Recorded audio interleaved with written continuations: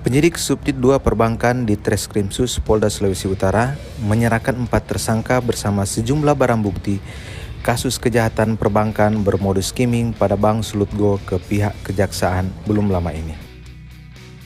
Penyerahan para tersangka beserta barang bukti dilakukan setelah proses penyidikan selesai dan berkas perkara dinyatakan lengkap atau P21 oleh pihak Kejati Sulut.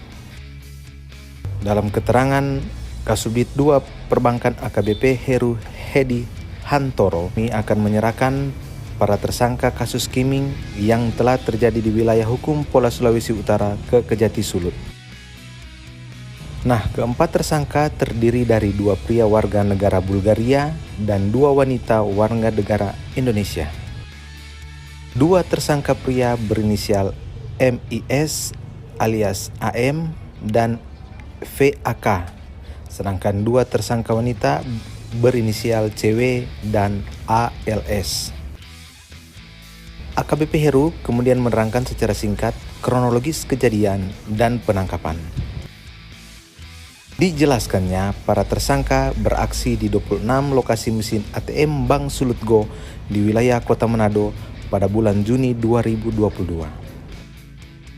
Kemudian, Subdit 2 Perbankan melakukan penyidikan di Surabaya, Bali, dan Kupang yang dipimpin langsung oleh Pak Direktur Reskrimsus Polda Sulut, dan dalam waktu singkat, tim bisa mengungkap dan menangkap para tersangka di Bali dan Kupang pada bulan Juni 2022 lalu. AKBP Heru menambahkan, penyerahan para tersangka berserta barang bukti atau tahap 2 ini sebagai bukti keseriusan Ditreskrimsus Polda Sulawesi Utara dalam menangani kasus yang mengakibatkan kerugian dengan total sekitar 5,7 miliar rupiah. Hari ini kami akan menyerahkan tersangka kasus skimming yang telah terjadi di wilayah Polda Sulawesi Utara, di mana yang bersangkutan telah melanggar pasal 30 ayat 1 atau pasal 46 ayat 1 atau pasal 32 ayat 2 atau pasal 48 ayat 2 Undang-Undang ITE nomor 16 tahun 2011 tentang transaksi elektronik, dan jungto pasal 46 KUHP, di mana ancaman hukumannya adalah 6 tahun sampai 12 tahun dengan denda 3 miliar sampai 12 miliar. Diharapkan dengan penyerahan tahap 2 ini akan terjadi efek di mana yang bersangkutan bisa dideportasi ke negara asalnya agar tidak merugikan khususnya perekonomian wilayah Polda Sulut maupun keseluruhan di Indonesia. Mudah-mudahan kasus ini segera tuntas dan para tersangka mendapat hukuman sesuai dengan perbuatannya.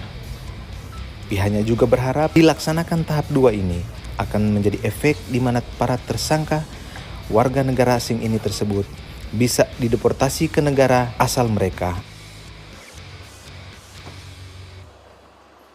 Kita wartawan mau itu di mana? Depan Pak. Depan Pak, depan Pak. Pak. Berarti di belakang saya mereka ya. Siapa? Tersangka ya.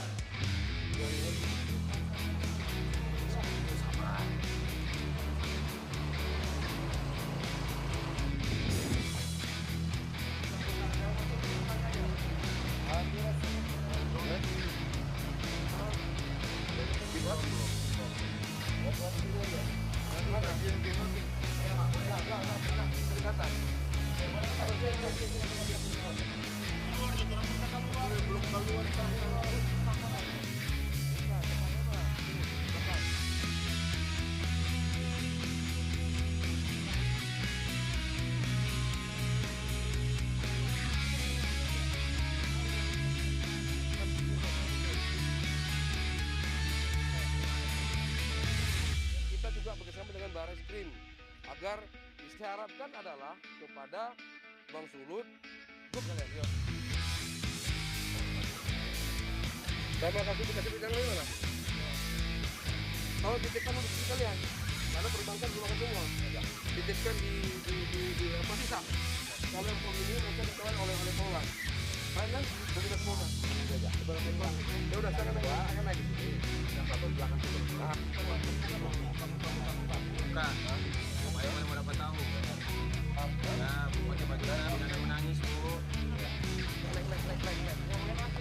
Nanti rilis di sana harus ya. Ya, siapa? Kita ke sana. Lalu sana, kamu di sini. Yang perempuan di mana ini? Ini di mana perempuan? Oh, di sini. Ini di belakang ini. Ada dua ya, sama ini.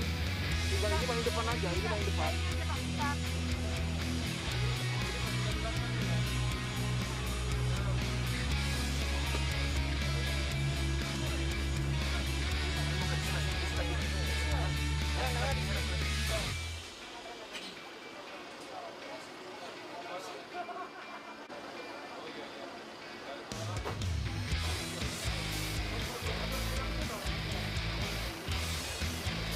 Hari ini kita telah mengungkap jaringan internasional ini atau pencurian data perbankan yang terjadi di Sulut.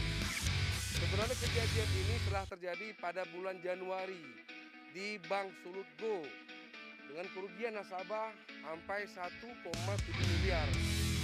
Tapi pada saat itu Bank Sulut tidak melaporkan kepada pihak kepolisian, sehingga ini yang dimanfaatkan oleh para jaringan-jaringan ini untuk mengulang kembali. Akhirnya pada bulan Juli mereka kembali ke Manado ini untuk memasang alat skimming, terutama di Bank Sulut pada bulan Juni, yaitu di 26 gerai ATM Bank Sulut Go. Kemudian setelah 26 dipasang, mereka melakukan 634 transaksi ilegal. Kalau kita hitung kerugiannya dari Januari sampai dengan Juli, Bank Sulut Go, nasabah Bank Sulut Go telah dikurang rekening mereka sejumlah 5M 400 juta atau 5,4 M.